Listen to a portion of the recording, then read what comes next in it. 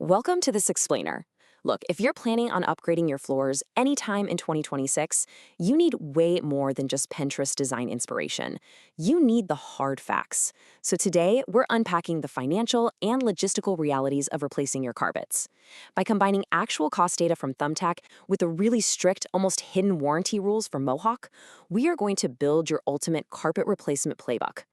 Let's just rip the Band-Aid off right away. Boom, sticker shock. The national average cost to replace a carpet sits right here, anywhere from about $700 to just over $2,700. But as you probably already suspect, your actual bill is going to depend on some very specific variables. Here's our game plan today. 1. The true cost of carpet. 2. DIY versus hiring pros. 3. Smart ways to save. And 4. Protecting your investment. All right, diving straight into Section 1, the true cost of carpet and understanding the spectrum of your spending. Look at the gap in these numbers. It is absolutely massive. On the very low end, you might spend just under $300. That's your tiny, simple room update. But on the high end, you're looking at nearly $6,500. That's a huge, complex project using premium materials.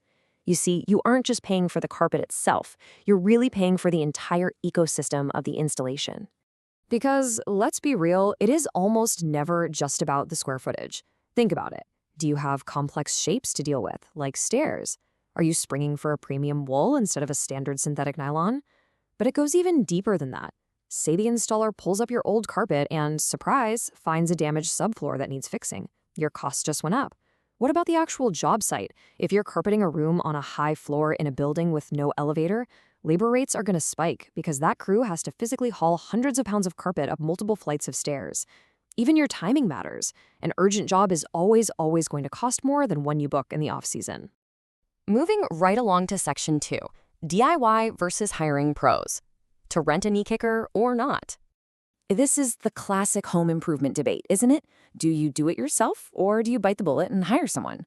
Well, doing it yourself absolutely saves on labor up front, but you have to rent specialized tools, things like a carpet stretcher, a knee kicker, a seaming iron, and honestly, if you don't know exactly what you're doing, the risk of your brand new carpet developing lumps over time or showing these ugly visible seams is incredibly high. On the flip side, hiring a pro obviously hurts a bit more initially, but what you are really buying is a fast, precision finish by a crew that can handle sudden subfloor nightmares. Plus, and this is a real game changer, pros almost always provide a workmanship warranty and carry liability insurance if anything goes sideways in your home. So, with all those potential headaches on the table, you've got to wonder, when does a DIY installation actually make sense? Should you ever really attempt it yourself? Well, the data draws a pretty hard line in the sand for us. Basically, DIY is best reserved for a single square-shaped room with simple corners. Picture a basic, totally empty spare bedroom. If you're tackling a large project, unusual architectural shapes, or, heaven forbid, stairs, you strongly need to call a professional. Stairs in particular require immense precision, otherwise your new floor could literally become a tripping hazard down the line. Okay, on to Section 3, smart ways to save. Let's talk about trimming the fat off your flooring estimate.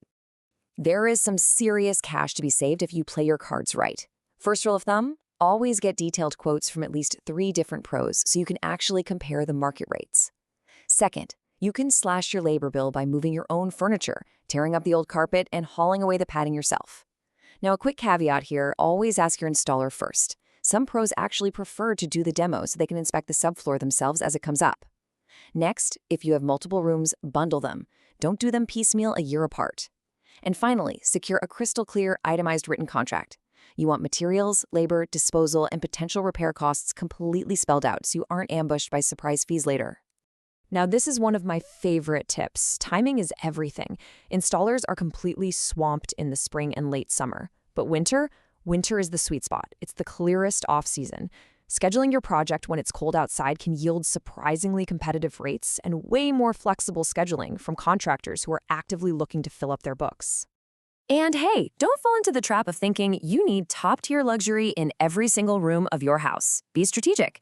Slap a budget-friendly synthetic like olefin in that low-traffic guest room to save money right now. But for the high-traffic zones, like your busy living room, that's where you invest in a durable nylon or premium wool. It might cost more today, but it is far more cost-effective over a 15 to 20-year lifespan. All right, bringing us to our final section, number 4, protecting your investment by decoding the fine print of warranties. Picture this. You've dropped thousands of dollars, the installation went off without a hitch, the room looks amazing, but what happens 3 years from now when disaster strikes? Say you get a permanent stain or the fibers just start mysteriously breaking down. Most of us assume that shiny lifetime warranty will just automatically bail us out. But unfortunately, that is exactly where the fine print catches people off guard. Let's look at Mohawk's actual warranty conditions as an example, and while they do not mess around. To keep your warranty valid, step 1, you are strictly required to have a professional cleaning at least every 18 months. And no, renting a DIY machine at the hardware store does not count. Step 2, you have to ensure that only products with a CRI seal of approval are used, and never, ever use household bleach. Step 3, and this is where they get you must retain all your physical cleaning receipts and invoices.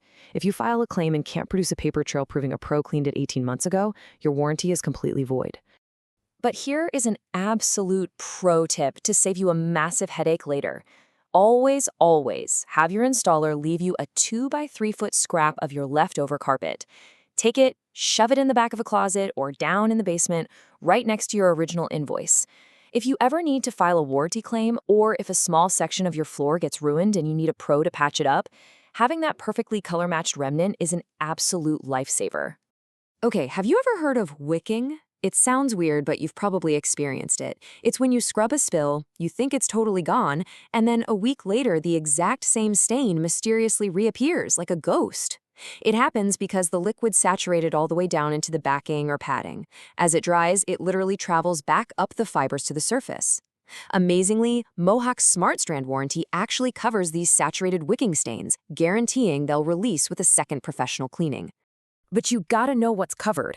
Drop some mustard, spill hot coffee, herbal teas, even acne meds with benzoyl peroxide that usually bleach everything, you're actually covered. They even cover accidental bleach spills, as long as you weren't trying to use the bleach to clean. But listen to me, keep the shoe polish, the lipstick, the mascara, and any wax or oil-based paints far, far away from your floor. Those are explicitly excluded, and you will be on the hook for the damage. So as we wrap this up, I want to leave you with one big question to chew on before you start tearing up your floors. Getting a competitive deal on the installation by booking in the winter is a massive win. But are you truly budgeting for the rigid, 18-month professional maintenance cycle required to keep that investment protected for the long haul?